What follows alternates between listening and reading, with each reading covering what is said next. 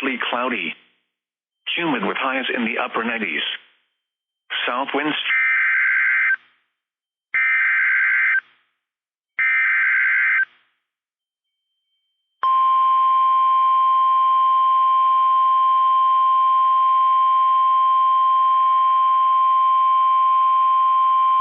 The National Weather Service in Austin, San Antonio has issued a severe thunderstorm warning for southeastern Travis County, northwestern Bastrop County, until 10:45 p.m. Central Daylight Time.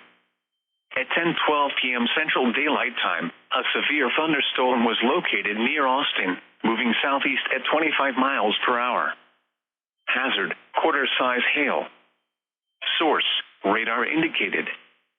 Impact, damage to vehicles is expected. Locations impacted include Austin, Pflugerville, Windermere, Manor, Wildwood, Hornsby Bend, Weberville, Camp Mabry, Garfield, Wells Branch, and Del Valley. For your protection, move to an interior room on the lowest floor of a building. Prepare immediately for large hail and deadly cloud-to-ground lightning. Seek shelter inside a well-built structure. Stay away from windows.